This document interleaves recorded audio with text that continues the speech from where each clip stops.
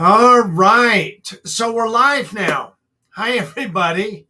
I'm Peter, and you're live with Higher Expectations.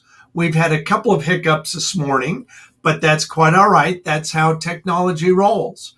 And so, what I wanted to preface our audience with is we are going to talk today with a industry leader and see how it happens with Fortune 500 companies and pandemics and hiring, and manufacturing was hit almost as hard as anything.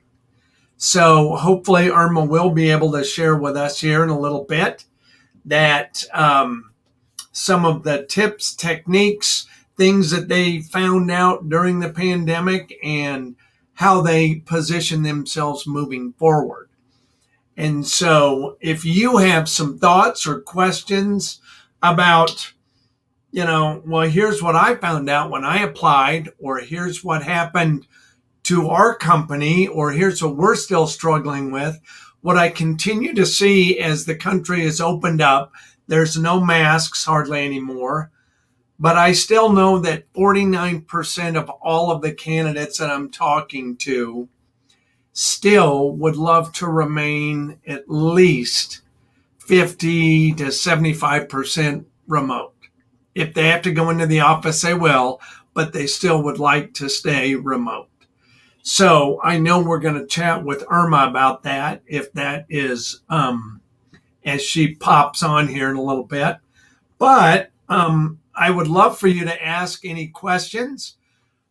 Bring up some subjects that we might be able to address with Irma when she gets online here. But what are some things that you're finding out as the companies are opening up? Employment is as tight as it can be from the employer's standpoint. From the employee standpoint, the jobs are plentiful, and you can kind of choose where you want to be in the marketplace. And so let me check in here at Technology Central and see where Irma might be and where you guys are. Answer, go ahead in the comments. Let me know who all's watching, where you're from, and what is your biggest question. Both of you people that are online now with me, come on. You can jump right in. It's quite all right. So, what are your questions, people? That's okay. I have all day. Well, I don't have all day. We've got some things to do this afternoon. We wanted to bring on Irma, and if it works, great. We're going to also check in here and see if she was able to get into that.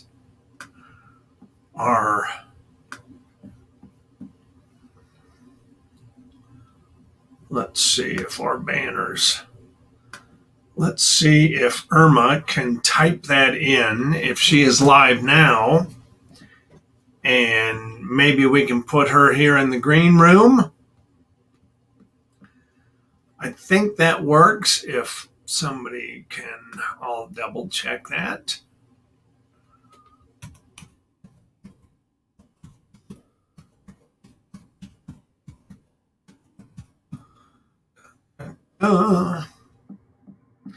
Yeah, that'll take you right into the studio. So that's great. That's great news. So, people, ask some questions. Let me know what you would like to hear from our guest when she is able to log in here. And then we will, and if not, then we'll get her rescheduled and we'll try it again. But what we want to do is talk a little bit about hiring and pandemics and what we can learn going forward.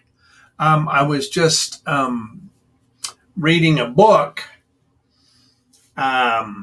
and it reminded me of some of the techniques that we've used, and I'm going to put that in another post probably next week about some very, very simple things that you can do as you're recruiting. And I've also seen a lot of folks that are struggling with the recruiting process. They're getting lost in the shuffle.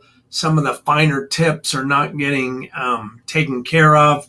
The concierge service is not being displayed. From 3 candidates I've just heard from this week, that offers were verbally sent, but no written offer letter was delivered.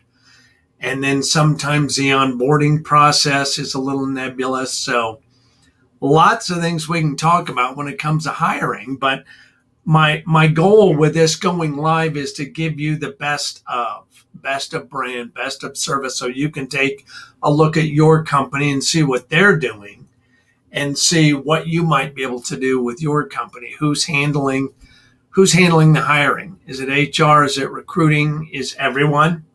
And they should be. Everyone should be. So give me just another moment. We'll see if we might be able to get our guest star on today. And if not, then, there's no panic. There's no worry. We don't worry about that. We just see what we can do to get. All right. All right. So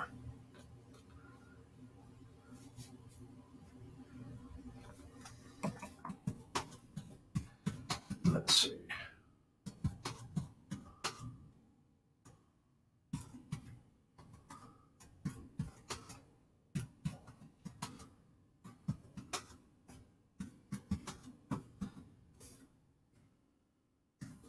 So that's how sometimes these lives go.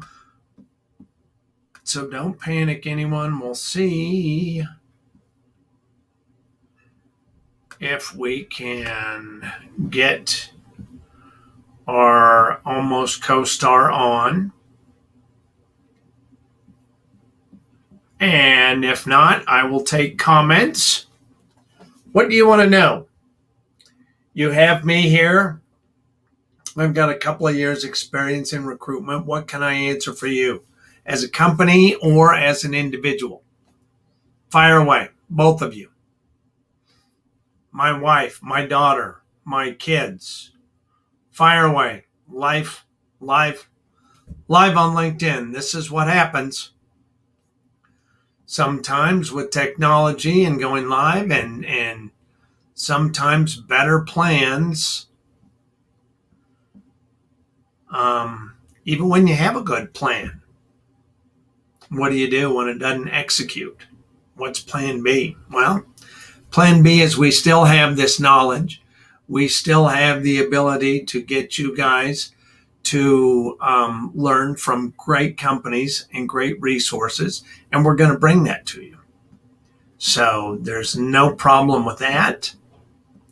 If anyone, let's see if you can. There she is. Ladies and gentlemen, I think we may have, I know it's hard to believe, but with all good things, our plans have come true. So without any further ado, I am going to bring in my co-guest star today. Not a co, she is the star of the show. I would like to introduce Irma Lockridge. She is the Chief People Officer at CoorsTek, and she's got a new title since the last time we chatted that I didn't know about. So she is going to be joining us. Irma, this is Irma, can you hear me? I can hear you. Okay? I can see you, I can hear you. Technology has prevailed. Yay! Well, just barely. I'm actually on my cell phone because I couldn't get my computer to cooperate.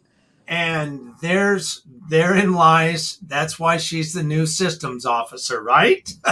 So, Irma, what I was talking to our audience about today was, as I'm talking to different companies throughout, the nation. Pandemic obviously is huge. Ramifications leading up to it. How did you deal? Because you're in a much different manufacturing is primarily what you guys do, correct? That's correct. In a number of different industries, and manufacturing was hit just globally. The backlog of all the things that we couldn't get through the infrastructure. So talk to us a little bit about what pre-pandemic, 2019 going into 2020, before March looked like, and then what happened after March of 2020. How did it affect you guys? Sure. For having me. Is a privately held company, been around about 110 years. We are a global leader in technical ceramics, and so very much a manufacturing company. We have the privilege of putting technical ceramics in, quite frankly, products that touch every industry in the world. And as such, we're also an essential business, like all manufacturing companies and many other companies that were deemed essential through the pandemic. And what that meant is we never shut down. We had to figure out how to continue to operate to ensure that we get products out to our customers without fail. And so pre-pandemic, things were going along swimmingly. Things were going along great. We had a strategy that was centered around making sure we continue to be customer centric, delivering products, as I just mentioned. Fast forward, of course, February, March, when we learned a lot about this pandemic, the world was starting to learn about it. We quickly made a decision that was an easy one, and that was we have got to figure out how to prioritize our people, keeping them safe, making sure that we preserve every job possible, and that we preserve cash, which gives us, of course, optionality to ensure that we're able to hang on to jobs and our people. And so that became our top priority, was those three things, is, again, in that order: safety, jobs, and cash. We were fortunate in that we were able to bring on board a medical consultant, so that we can stay at least on par with what we were learning from this. And I think that served us really well. Instead of trying to translate and trying to figure out the guidance, which, as you all know, changed daily. We were fortunate to have a medical expert guiding some of our decision making along the way, and that really proved to be very beneficial for us. And to this day, we feel very proud of the fact that we were able to continue operations, but most importantly, we were able to keep all of our employees safe. Irma, when you mentioned that's critical. As I talk to, and obviously you're headquartered here in Colorado, in Golden, but there was another manufacturing plant just up in Greeley that didn't fare as well, right? And so how did with global operations in 50 other locations, how did that impact all of those? And did the virus run roughshod through some of that, or no? Yeah, we, early on, I think, the protocols that the CDC put in place were sound. And even though they were changing and evolving daily, there were some things that were game changers. The social distancing the best we could, certainly masks, ensuring that we had PPE available to our employees. So that was top priority, making sure that we had, or that they all had, safety equipment. That really made a difference. And I think, unlike maybe some other manufacturing companies, including the one that you mentioned, I'm sure that they took all of that as serious as quickly as they needed to, and unfortunately didn't have, unfortunately they did have outbreaks. We fared incredibly well, I think, for those reasons. But I give all the credit to our employees. They kept each other safe. They ensured that their part in keeping themselves educated. We communicated daily with them. We sent videos out probably weekly, informing them of what we were learning. But it truly became a rally of all employees coming together to figure out how to keep each other safe. And we did exactly that. I give our employees a lot of credit for that. But this is, Irma, this is a culture that didn't just start taking care of each other and knowing that the company has their back, right? It didn't just start at the pandemic. These are key things that were happening before the pandemic, and then they knew the company was going to take care of them, and then they took care of themselves. So the culture you had created has served you well. Is that an accurate statement? Absolutely. I'd like to think so. The best part of working here for sure is our culture. It's our people. It's our values. We have a set of value statements that we like to anchor under these themes: better today, better together, and better tomorrow. Wow. And within one of the better together is this notion of we value the inherent worth and dignity of every individual. And that is certainly something that's been in our culture and our ecosystem for some time. And so when something like this happens, it's very, very quick when we can rally people behind values that are already a big part of who we are. And yeah, we did exactly that. We ensured that other safe, that treated each other like family, and did our part. That's not to say we didn't have outbreaks. We certainly started to see that later here. But the outbreaks were happening outside of work. People were contacting or contracting COVID outside of work. They'd come into work. We'd find Sure. that they had it, but they quickly were asked to leave, etc. But because of our protocols and the rigor that we followed, we really were very fortunate that we didn't have any employee-to-employee transmission. So, so very proud of that. Yeah. Let me ask you, did you guys encounter, some layoffs or furloughs just because of the supply and demand and the whole, supply chain? And since we don't know how long the pandemic's going to go, how did that impact you guys in recruiting, especially, right? Since we're talking about people here, how did you guys handle that? Yeah, we certainly a slowdown in volume for all of those reasons. Every trying to figure out how they were going to shore up their businesses, their needs. We did not have to do any layoffs at all. Again, top Wow. priority to ensure that we served all jobs. We did do some furlough in certain areas where we had volume slowdown. But even in those cases, we took advantage, of course, of the fact that there were kind of subsidies being provided, COVID subsidies, government subsidies, and quite frankly, with the subsidy and even in the furlough environment, we were able to keep employees whole financially. So jobs, they kept their benefits, and the small loss of pay was really made up by the subsidies. And so, Yeah. in many ways, our employees never skipped a beat financially, but also maybe got some reduced work time out of it. Yeah. Always a good thing. So yeah, we feel very fortunate that we're able to do that. Especially now, we're seeing tremendous ramp business, tremendous volume demand for our products. And had we not prioritized keeping jobs and our employees safe, we'd be in a world of hurt with the way the labor market is right now. Yeah.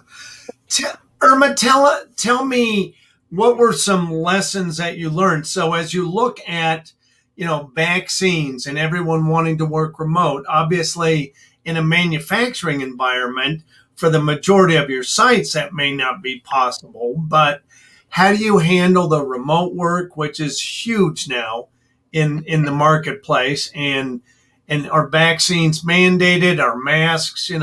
Where do you guys sit as we speak today in 2021? Yeah, our facilities again never shut down. Our employees were gracious and courageous, and they showed up to work every day, face today. Our G&A group, so our headquarters, for example, where we have a couple hundred people. Globally, it's about 6,000 employees here in Golden. We've got a little over 1,000 in our headquarters, which are professional. So, finance, HR, IT, et cetera. We did our professional level roles to work remote simply because they could. It was, easy to follow those protocols. A lot of companies were doing the exact same thing. As an executive team, though, we came in every day. It was really important for us to ensure that, we met daily, that we were making the decisions for our people daily. We wanted to be in person in real time. But also to lead by example. If we're asking our employees in our manufacturing facilities to come in every day, so should we. And that meant a lot for us to lead in that manner. It also brought us a lot closer together. Crises tend to do that. Oh, wow. And so yeah, I would say, now that we're probably about 80% fully vaccinated here at headquarters, it is optional. Certainly not a condition of employment. We encourage it. We feel the data is strong enough to suggest that's a good way to return back to normal as close as we possibly can, allowing us to relax protocols and get back to the way we were pre-pandemic. So we certainly encourage it, but not mandate it. A lot of our employees certainly have taken advantage of that. We provided a vaccine clinic for those that wanted. Oh, wow. And so I would say we right now we look a lot like pre-pandemic. We're in our offices because we're past 80% vaccination. But we're also allowing flexibility. So if those individuals that need accommodation or have really good reasons to remain remote, we want to make sure we meet people where they are in their families, in their needs. And so we look a little right now. Yeah. Irma, the other big, you're looking at the industry just as I do. And as you look at the industry and how competitive it is, if I look now and see your new systems officer, congratulations. But, just the crazy competitive nature of 2 and 3 offers and people leaving jobs because, okay, I waited out the pandemic and now I think it's time to move. And just astronomical wages being, thrown out to these people. What are you guys seeing and how do you handle, obviously the people culture you've created speaks volumes, but how do you guys handle, the leadership there of, guys, we got to do something because it's getting super competitive out there? Yeah, absolutely. In many ways, it's a great problem to have. We're talking about growth again. We're talking about, it's welcome change. But it's certainly a challenge that I haven't seen, at least not in my lifetime. The labor market really, really doing some unusual things.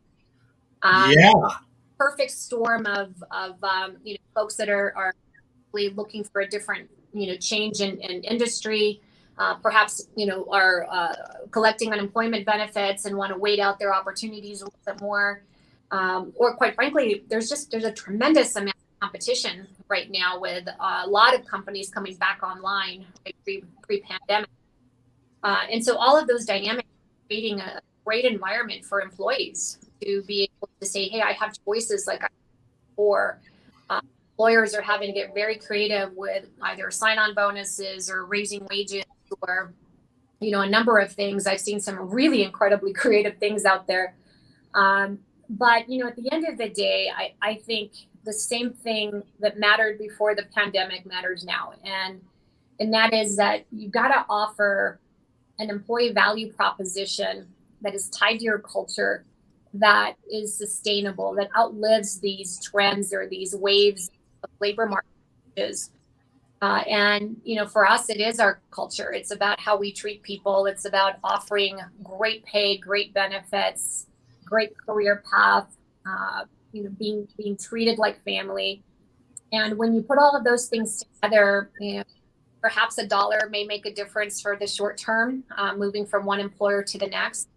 But we want people to come work for us for all of those things, the full employee value prop, and not just the pay. I find that's never enough. It's never going to, to sustain people in a company or in a role unless you've got all the other components. And I feel very proud that we do offer all of those components. It's the full package. That's awesome. Irma, let me ask you, how do you counsel the recruiters or HR staff when it comes to sense of urgency? Talk to me about that. I mean, when we're all competing with candidate A and he's got 3 offers, one from you guys and 2 others, how do you guys handle that, or how do you instruct the team? Yeah, we're certainly having to get as well. Not everybody knows what a great company we are to work for. Right. We're competing along with the rest of great employers out there, and we're prioritizing volume where we see tremendous need for for product. The semiconductor industry, which is an industry we participate heavily in. We're seeing tremendous demand coming from that that we're trying to keep up with, and you want to make sure that labor isn't a limiting factor for us as we take growth. So we're prioritizing a lot of those locations where we have that volume. And what I mean by that is, all hands on deck trying to recruit with partner, several recruiters trying to reach out to people. We have a lot of bonuses out there, which folks can check out our website, CoorsTek.com/careers. I'm going to pop that stuff up here in a minute, but what I loved hearing you say was all hands on deck. So the CEO's job is not necessarily to recruit, and also it's his job to recruit. He should always be talking like you are, or your hiring managers. I mean, realizing that it's recruiting's job, but everybody has to be all hands on deck. What a fun thing to hear you say. 100%. Yeah, I always say my title, your job as a leader. We're all people here. We're all, advocates and ambassadors for our company, and it takes everyone, to try to spread the word about not only how great it is to work here, but to try to recruit friends and family. We have great employee referral bonuses that we offer, and that's really helping. We're starting to see a lot of our employees refer their friends and family. So I feel fortunate that we're not all the way over. Whoops, hold on. There we go. But I feel like we're making despite competition. That's awesome. Let me see if I can share my screen. I want to put up. So what I'm hearing is that you guys are in fact hiring, yes? We are hiring every location globally in the U.S. For all of you here in the U.S. that are hearing this, please go on out to our website. Let me see if I can do that here. Hold on just a moment. We're hiring for all manufacturing for G&A, you name it. We have, I think, about 400 open jobs right now. Wow. Hold on just a minute. Let me pop this up. Tell me if that is appearing on our screen. That's your little QR code. That's our QR code. So. Uh-oh. Hold on. Where did it go now? Let me see. There we go. Is that still sharing on the screen? Yes, I see. Okay, let me put up my other one. And that's your website. And what happens when what would somebody expect, Irma, if they go online and apply for a position? Do they get a postcard? Do they say, we got something? Thanks, you don't meet the qualifications. What would their expectation be? Yes, you'll always get a receipt regardless. So whether you come in through that QR code or you go right onto our website, you can check out all of our postings by location, by discipline. And on the actual posting, you'll see if there's a sign-on bonus attached to it. It's anywhere from $900 to $1,200 sign-on, particularly for manufacturing positions right now. And you'll see that right. It's attached to the job you're applying. And you'll hear back from one of our recruiters letting you know if you're qualified, either because we want to, or if for some reason the match on skills or qualifications isn't there, you'll also hear back with that exact information. So definitely encourage you all to apply at any time, but especially right now. We're growing. We've got great momentum. We have terrific training, dedicated trainers that will help you get up to speed to ensure that you're successful. We have ambassadors that help to make sure that you have a buddy here at work that will help you assimilate the best you can. Bottom line is we'll make sure that you have a successful onboarding and hopefully a long career with us. Hottest need or hottest location right now that you have? Here in Colorado, in fact, where headquarters is, we have 5 facilities here in Colorado. We have a tremendous amount of openings here in our manufacturing facilities for production operators, mechanics, technicians, etc. But also jobs in accounting and finance and IT and HR, etc. And then, I would say really all of our locations are hiring right now. So regardless of where you are in the U.S., look us up. Well, that's now, how many do you have in the U.S.?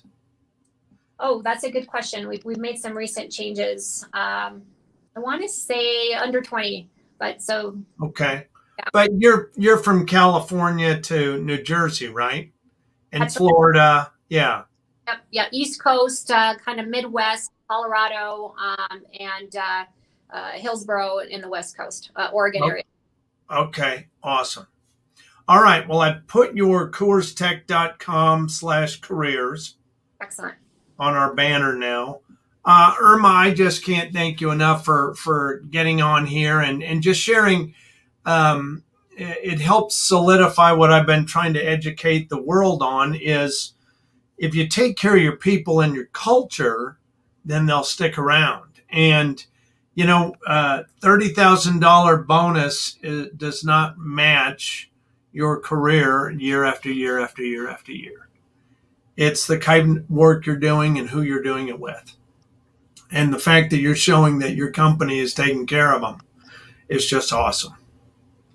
So let me see if I have any other comments, any questions for you before I let you go back to, because I'm guessing that's got to be your office, or else you've got a really exclusive house. It looks really good.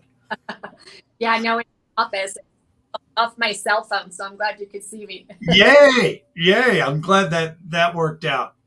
Irma, I can't thank you enough. Just so good to have you here and sharing some of what big companies are doing, and so it's just great to hear that. Thank you for helping us get our word out. Really appreciate it. Absolutely, my dear. Hopefully this will bring in, I wish I would have had a hashtag so they know they got it from Higher Expectations Live. That's right. All right, Irma, thank you so much for your time. And this is a wrap. Thanks so much. Thank you. Have a good one. You bet. Thank you. Bye-bye. Bye-bye. Bye.